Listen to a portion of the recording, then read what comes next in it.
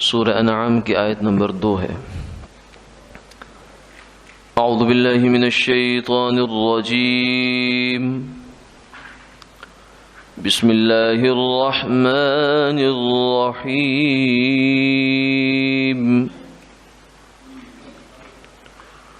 هو الذي خلقكم من طين ثم قضى أجلا وأجل مسمى عنده ثم أنتم تمترون۔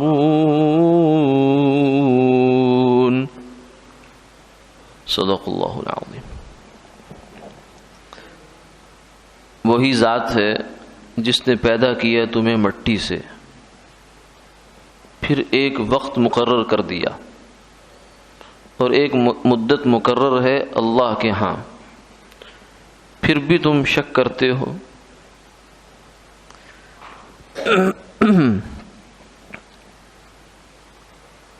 گزشتہ آیت میں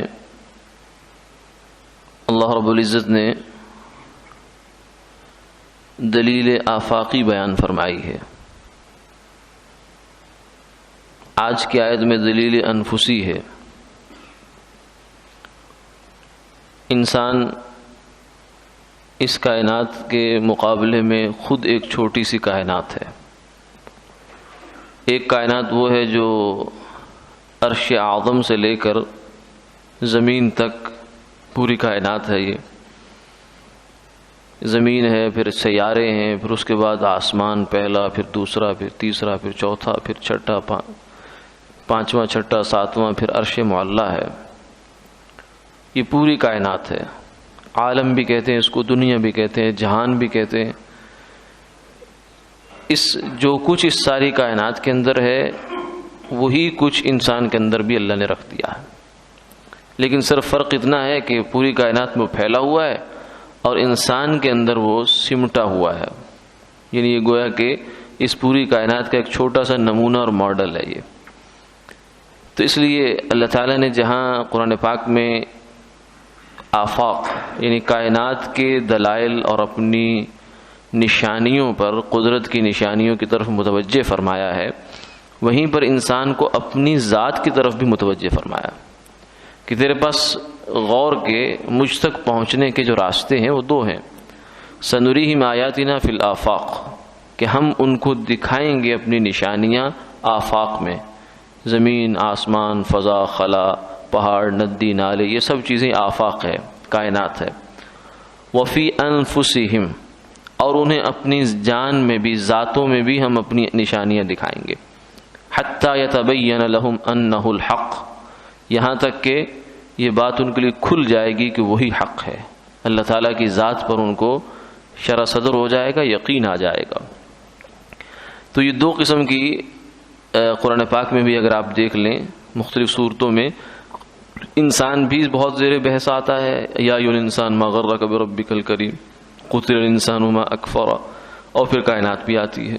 تو پہلی آیت میں اللہ تعالیٰ نے زمین اور آسمان، اس کی پیدائش کا تذکرہ فرمایا کہ یہ اللہ کی قدرت کی بہت بڑی بڑی نشانیاں ہیں۔ پھر دوسری آیت میں انسان کو متوجہ کیا کہ تو چلو زمین کو تو دیکھتا ہے، لیکن پوری زمین تو نے جا کے کبھی نہیں دیکھی، کہاں سے کیسی ہے۔ آسمان تیری گرفت میں ویسے ہی نہیں آتا، اور جتنے باقی صحرا ہیں، آبشاریں ہیں، ندی نالے ہیں، وہ کوئی دیکھ پاتا ہے، کوئی نہیں دیکھ پاتا، تو دور جانے کی ضرورت نہیں۔ وفی انفسکم افلا تبصرون، اے انسانوں کیا اپنے اندر بھی غور کر کے نہیں دیکھتے ہو؟ تمہارے اندر اللہ تعالیٰ نے سب کچھ رکھا ہوا ہے۔ امام غزالی رحمۃ اللہ علیہ نے اس کو بہت تفصیل سے بیان فرمایا، بہت تفصیلی موضوع ہے کہ اس انسان کے اندر ساری کائنات کیسے جمع ہے۔ پہاڑ بھی ہیں، جنگل بھی ہیں، ندی نالے بھی ہیں، آبشارے بھی ہیں، سارا نمونہ انہوں نے ایک ایک چیز کو گنوا کر بیان کیا کہ یہ ہے، یہ ہے، یہ ہے، یہ ہے۔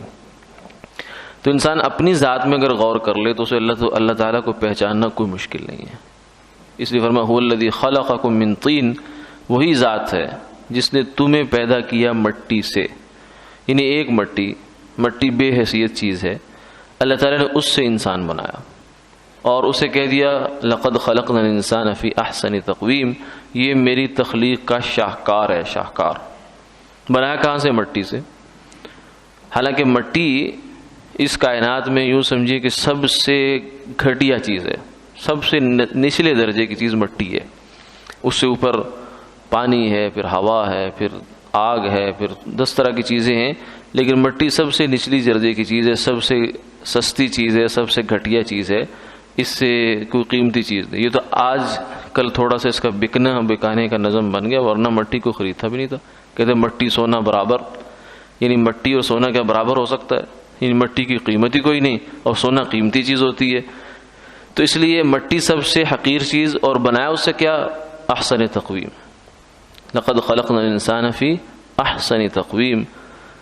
اسی لیے تو شیطان کو اعتراض ہو گیا جب اللہ تعالیٰ نے فرمایا کہ آدم کو کرو سجدہ، تو کہتا انا خیر منہ خلقتنی من نار وخلقتہ من طین. میں اس سے بہتر ہوں کیونکہ میں آگ سے بنا ہوں، اور آگ بلند جاتی ہے، اوپر کو اٹھتی ہے. مٹی کو آپ گرائیں تو نیچے کو جاتی ہے. تو مٹی تو ہر وقت پاؤں میں رہتی ہے، زمین پہ روندی جاتی ہے، لوگ اس کے اوپر چلتے ہیں اور وہ آگے سے کچھ بھی نہیں کہتی. مٹی جو ہے ایک ایسی چیز اللہ تعالیٰ نے بنا دی زمین کہ اس نے کبھی یہ نہیں کہا کہ میرے اوپر کیوں چل رہے ہو، مجھے تکلیف کیوں دیتے ہو، مجھے پھاوڑے سے کھودتے کیوں ہو، میرے سینے کو چیرتے کیوں ہو. نہیں، کبھی نہیں کہے گی. بلکہ وہ جب اس کا سینہ چیر کر آپ اس میں بیج ڈال دیتے ہیں تو آپ کو فصل کئی گنا زیادہ کر کے واپس کر دیتی. یہ مٹی ہے. تو شیطان کو یہ دھوکہ لگا، اس نے کہا کہ آگ اچھی ہوتی ہے لہذا میں اچھا، اس لیے مجھے آدم کے سامنے سجدہ کرنے کی کیا ضرورت ہے، وہ مٹی کا بنا ہوا ہے. حالانکہ اسے یہ پتہ نہیں تھا کہ مٹی مٹی ہے، لیکن جب اس مٹی پر اللہ کی نظر رحمت پڑ گئی تو اب یہ فرشتوں سے بھی آگے ہے. فرشتے اب اس کو سجدہ کریں گے.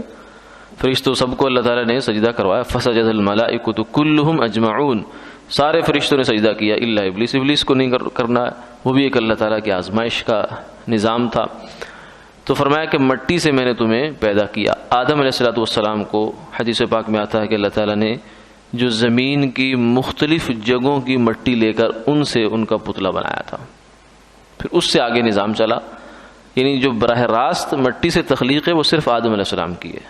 اس کے بعد آگے تو نطفے سے انسانوں کا سلسلہ چلتا ہے، پانی سے چلتا ہے.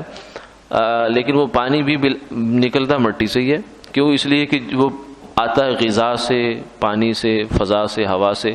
یہ سب چیزیں مٹی ہیں. تو مٹی کے نتیجے میں ہی انسان کی آگے بھی توالد و تناسل جاری ہے، لیکن بالواسطہ. آدم علیہ السلام بلا واسطہ. تو فرمایا کہ مٹی سے آدم علیہ السلام کو بنایا اور پھر اس میں سے ہر قسم کی مٹی لی گئی. اسی لیے ان کی نسل میں کوئی گورا، کوئی کالا، کوئی چھوٹا، کوئی موٹا، کسی کا مزاج کچھ ہے. اس کی وجہ یہ ہے کہ اللہ نے بہت سے مختلف مزاجوں کی مٹی اٹھا کر آدم علیہ السلام کو بنایا تھا. پھر ان سے ساری آگے نسل انسانی کو چلایا آدم علیہ السلام کی. تو ان کو تو براہ راست مٹی سے بنایا اور ہمیں بنایا بالواسطہ. نطفہ اس میں بیچ میں شامل ہو گیا. لیکن پھر بھی کہا یہی جائے گا کہ انسان کی اصل مٹی ہے. اصل جو خمیر اس کا ہے، مادہ اس کا اٹھایا گیا، وہ مٹی سے اٹھایا گیا. تو آدمی جب اپنی اصل پر رہتا ہے تو وہ کمفرٹیبل رہتا ہے، وہ ٹھیک رہتا ہے. جب آدمی اپنی کلاس بدلتا ہے، اپنی حیثیت بدلتا ہے، تو وہ پریشان بھی ہوتا ہے، دوسروں کے لیے بھی پریشانی کا باعث بن جایا کرتا ہے. تو انسان چونکہ مٹی سے ہے تو اس لیے اس کی خاصیت یہی ہے کہ مٹی ہو کر رہے. جب یہ اٹھنے کی کوشش کرتا ہے، بلند ہونے کی کوشش کرتا ہے، تو اس کو جھاڑ کر نیچے گرا دیا جاتا ہے. مٹی جب کپڑوں پہ گر جاتی ہے، گاڑی پہ اوپر پڑ جاتی ہے یا کسی سامان پر پڑ جاتی ہے تو فوراً جھاڑو سے یا کسی کپڑے سے اٹھا کر اس کو نیچے گراتے ہیں کہ تیری یہ جگہ نہیں ہے، تیری جگہ نیچے ہے. اس لیے تو نیچے رہے گی تو ٹھیک رہے گی، وہاں تیری عزت ہے. انسان اپنی جگہ پر رہے تو کہتے ہیں فلاں کے اپنے گھر میں چاہے جھونپڑی بھی ہو، آدمی اس کی عزت ہوتی ہے، وہ اپنے آپ کو سکون محسوس کرتا ہے کیونکہ اس کی اصل جگہ ہے. تو انسان کی اصل جگہ مٹی، لہذا جب وہ اس جگہ میں آتا ہے یعنی تواضع میں آ جاتا ہے، اپنے آپ کو کچھ نہیں سمجھتا، مٹی سے مٹی ہو جاتا ہے، تو پھر اللہ تعالیٰ اس کو سکون بھی عطا فرماتے ہیں اور اس کے جو پریشانیاں اور مسائل وہ بھی حل ہو جاتے ہیں. جب یہ خود کچھ بننے کی کوشش کرتا ہے تو پھر یہ بہت پریشان ہوتا ہے. تو مٹی کی صفت یہ ہے، ایک تو تواضع ہے، دوسری مٹی کی صفت ہے نافعیت، فائدہ دینا. مٹی فائدہ دیتی ہے، کوئی اس کو رونتا ہے، کوئی کچھ بھی کرتا ہے، کبھی اس نے آگے سے نہیں کہا کہ تو کیا کر رہا ہے میرے ساتھ۔ دوسرا یہ ہے کہ جو اس کو سینہ چیر کر روند کر اس میں بیج ڈالتا ہے، مٹی اس کو کئی گنا 700 ایک دانے کے ساتھ 100 دانے بنا کر اس کو واپس کر دیا کرتی ہے کہ یہ لے۔ یہ اللہ تعالیٰ نے اس کی خصوصیت رکھی ہے، اور اسی میں ساری مٹی کے اندر ہی ساری اللہ تعالیٰ نے جتنی بھی آپ کی غذائیں ہیں یہ سارا یہیں سے نکال رہا ہے۔ اسے دکھانا کہ اللہ میاں کا سٹور کتنا بہترین سٹور ہے۔ ہمارے سٹور میں ہم چاول، گندم، سبزیاں، فروٹ، دودھ الگ الگ رکھتے ہیں۔ ایک فریج میں بھی ہم ایک برتن میں ساری چیزیں ڈال کر نہیں رکھ سکتے کہ دودھ والے ہی برتن میں ہم ٹماٹر بھی ڈال دیں، لیمو بھی ڈال دیں، نہیں، ایسا نہیں کر سکتے۔ برتن الگ الگ کرنے پڑیں گے ورنہ کام خراب ہو جائے گا۔ لیکن اللہ تعالیٰ کا برتن دیکھیے، مٹی کیسا بہترین برتن بنایا کہ اسی ایک برتن کے اندر ہی چاول بھی ہے، گندم بھی ہے، آپ کا ٹماٹر بھی ہے، آپ کا سیب بھی ہے، ناشپاتی بھی ہے، سب چیزیں ہیں، لیکن کوئی آپس میں خلط ملط نہیں ہو رہا۔ یہ نہیں ہوتا کبھی کہ آپ نے بیج تو ڈالا گندم کا لیکن مٹی نے غلطی سے چاول نکال دیا، ایسا نہیں ہوگا کبھی بھی۔ گندم ہی نکالے گی۔ جب گندم بوئی ہے تو جو نہیں نکل سکتا، جو بویا ہے تو گندم نہیں نکل سکتی۔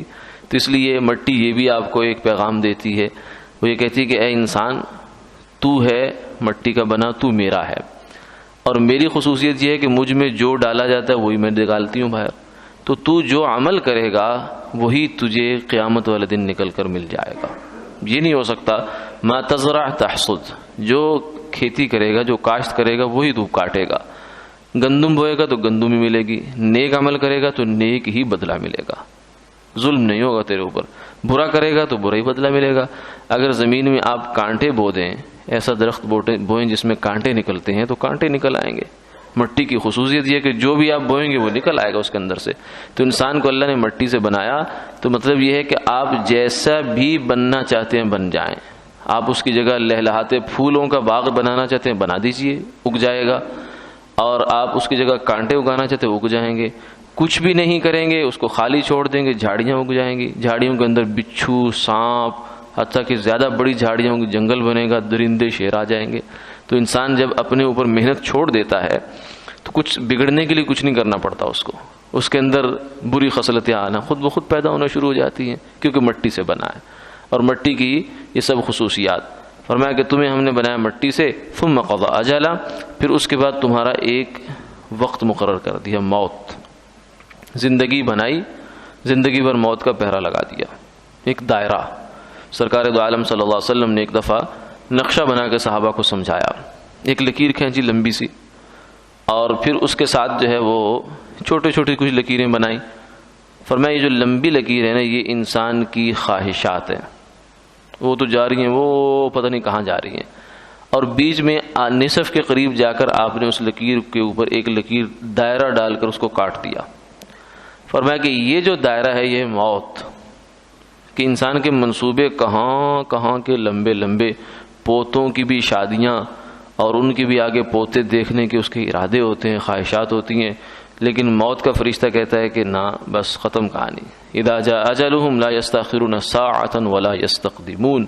انسان کے پیدا ہونے سے پہلے جب ماں کے پیٹ میں ہوتا ہے تو ایک فرشتے کو اللہ حکم دیتے ہیں کہ جاؤ، اس کا پیدائش کا وقت، اس کی موت کا وقت، موت کی جگہ، موت کا دن، موت کا سبب، طریقہ، یہ بھی لکھ کے آؤ، اور اس کا رزق کتنا ہے، اس کائنات دنیا میں جا کر کیا کھائے گا، کتنا کھائے گا، کہاں، کیسے، یہ سب چیزیں لکھ کر اس کی پیشانی پر آ جاؤ، تو لکھ دیتا ہے۔ تو اس لیے ہم جتنے بھی دنیا میں آتے ہیں تو ریٹرن ٹکٹ لے کر آتے ہیں، یہ ہمارا کنفرم ہے، اس میں کوئی آگے پیچھے بھی نہیں ہو سکتا، نہ ایڈوانس ہو سکتا ہے نہ لیٹ ہو سکتا ہے، اس کا ایک وقت مقرر ہے، اس وقت سے آگے پیچھے ہو ہی نہیں سکتا، چاہے آپ 10 دفعہ بھی کوشش کریں۔ اس لیے فرمایا کہ قل ان الموت الذی تفرون منہ فانہ ملاقیکم، اے انسانوں تم موت سے بھاگ رہے ہوتے ہو، موت سے بھاگ رہے ہو، لیکن تمہیں خبر نہیں ہے فانہ ملاقیکم، ہو سکتا ہے تم موت کی طرف بھاگ رہے ہو۔ انسان بیمار ہوتا ہے، اس کے رشتہ دار اس کو ہسپتال لے جاتے ہیں کہ بہت ایمرجنسی ہو گئی ہے، کال کرو، 1122 کو کال کرو، آ کر لے جائیں آپ کو۔ وہ جلدی جلدی سے لے جاتے ہیں، اور وہاں جا کر ہاسپٹل کے بیڈ پر وہ دم توڑ جاتا ہے۔ اب اپنے خیال میں تو ہم نے اس کو موت سے بچایا ہے، ہمارا خیال تو یہ ہے کہ یہاں رہے گا تو مر جائے گا، بہت جلدی مر جائے گا، بہت حالت خراب ہے، سیریس، اس کو جلدی لے کے جاؤ، لیکن حقیقت میں اسے موت تک پہنچایا ہے، کیونکہ اس کی موت لکھی تھی فلاں وقت میں فلاں جگہ میں، فرشتے کو یہ بات طے کر کے بتا دی گئی تھی، اس بندے کو اس جگہ اس دن اس حالت میں تم نے اس کی جان قبض کرنی، وہ کر لیتا ہے۔ تو ہم بعض موت سے بھاگ رہے ہوتے ہیں، لیکن قرآن کہتا ہے فَإِنَّهُ مُلَاقِيكُمْ، وہ موت تم سے نہیں بھاگ رہی، وہ تم سے آگے ہو کے مل جائے گی۔ جس کو تم حیات سمجھ کے اس کی طرف جا رہے ہو، زندگی سمجھ کر، ہسپتال، ڈاکٹر، یہ سب زندگی کی علامات ہیں، زندگی کے تعاون کی صورتیں ہیں، دوائیاں، تم اس کو یہ سمجھ رہے ہو، لیکن ہو سکتا ہے یہی تمہاری موت ہو، تو اس لیے موت سے بھاگ نہیں سکتے ہو، یہ تو خیال ہی چھوڑ دو نا۔ اینما تکونوا یدرککم الموت، کچھ ایسا کر لو کہ بہت بڑا کوئی محل بنا لو، کوئی بہت بڑے بنکر بنا لو، بہت اس کے اندر جہاں کوئی سگنل بھی نہ آئے، روشنی ہوا کا کوئی ذرہ بھی نہ آئے، تو ایسا کر کے دیکھ لو، لیکن موت وہاں بھی نہیں چھوڑے گی۔ اینما تکونوا یدرککم الموت ولو کنتم فی بروج مشیدہ، چاہے تم چونے گچ کے، کس زمانے میں بہت مضبوط عمارتیں جو بنتی تھی، اس میں پانی شانی ہوا موسمی اثرات بھی نہیں جایا کرتے تھے، تو اگر میں کہ ویسی چاہے بلڈنگیں بنا لو، لیکن موت وہاں چھوڑے گی تھوڑی تمہیں، کیونکہ اس کے آنے کے جانے کے راستے کچھ اور ہیں۔ تم کیا سمجھتے ہو ہمارے فرشتے جو ہیں وہ کیا تمہارے کمرے، تمہاری کھڑکیاں، تمہارے دروازے ان سے چھوٹ جائیں گے؟ نہیں، ایسا نہیں ہو سکتا، ان کے تو تمہارے اندر سے موت آئے گی، پھر بھاگ کر جائے ہوگے کہاں؟ لہذا موت سے بھاگنے میں کوئی فائدہ نہیں ہے، زندگی بڑھانے کا کوئی چانس نہیں ہے۔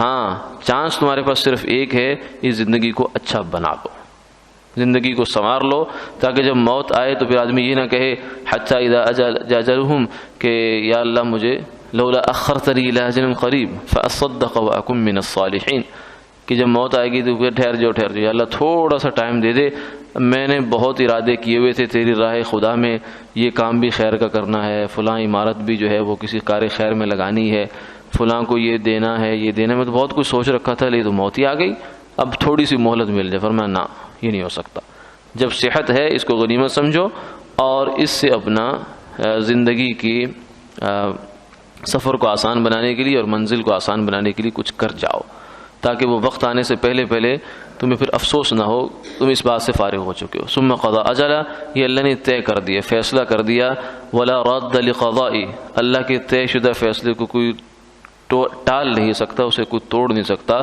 اس میں کوئی تبدیلی کروا نہیں سکتا۔ وَأَجَلٌ مُّسَمَّى، اور اسی طریقے سے فرمایا کہ جیسے تمہاری ایک موت، تمہاری ایک حیات، زمین پوری کائنات کی ایک حیات اور اس کی ابتدا تھی، ایسے اس کی بھی ایک انتہا ہے، جسے قیامت کہتے ہیں۔ قیامت پوری انسانیت کی، پوری کائنات کی، فرشتوں کی، جنات کی، جتنی بھی مخلوقات ہیں، سب کی موت ہوگی، صرف وَيَبْقَى وَجْهُ رَبِّكَ ذُو الْجَلَالِ وَالْإِكْرَامِ، صرف اللہ کی ذات جو ہے وہ بچے گی، جیسے پہلے کسی زمانے میں تھی، کان اللہ ولم یکن معہ شیء، ایسے اللہ تعالیٰ کی ذات ہے۔ اور پھر پوچھے کہ لمن الملک اليوم، آج کس کی بادشاہت ہے؟ للہ الواحد القہار، اسی اللہ، خود ہی سوال خود ہی جواب، اللہ ہی کے لیے ہے جو اکیلا ہے اور بہت زبردست طاقتوں والا ہے۔ تو یہ کائنات کی موت ہے۔ جیسے انسان کی موت انسان کو نہیں بتائی گئی، تو کائنات کی موت بھی اللہ نے کسی کو نہیں بتائی، نہ کوئی فرشتہ جانتا ہے قیامت کس دن آئے گی، اور نہ ہی کوئی نبی، نہ کوئی مقرب، نہ کوئی مبعد، کوئی بھی اس چیز کا علم نہیں رکھتا قیامت کب آئے گی۔ اور یہ اللہ تعالیٰ نے شفقتاً ایسا کیا ہے، کیونکہ اگر انسان کو اس کی موت کا وقت ایگزیکٹ بتا دیا جائے کہ اس دن تمہاری موت آنی ہے، تو مرنے سے پہلے ہی مر جائے گا۔ یہ بھی اللہ کی ایک رحمت ہے، شفقت ہے کہ اس نے کھلا چھوڑ رکھا ہے تاکہ انسان چلتا رہے۔ اسی طرح اگر کائنات کی موت یعنی قیامت کا علم کسی انسان کو دے دیا جائے تو اس کے لیے برداشت کرنا یہ آسان نہیں ہے۔ یہ اللہ تعالیٰ ہی کا جو ہے وہ قدرت ہے، اس کی ذات ہے، صفات ہیں کہ وہ سارے علم اس کے پاس ہیں، اور اسے کچھ تغیر اس کی ذات میں، اس کی حیثیت میں نہیں آتا، انسان کے بس کی بات نہیں ہے۔ اگر کسی کو پتہ چل جائے کہ میرا بیٹا کل فوت ہونے جا رہا ہے تو وہ اس سے پہلے ہی بیچارہ فوت ہو جائے گا۔ تو اس لیے فرمایا کہ یہ سب چیزیں طے ہیں، ثم انتم تمترون، اب تم شک میں کس بات میں پڑ رہے ہو؟ شک سے نکلو اور یقین کے راستے پہ آؤ، اور اللہ تعالیٰ کی مان کر زندگی گزارو اور اسے راضی کر کے یہاں سے چلے جاؤ۔ وآخر دعوانا الحمدللہ۔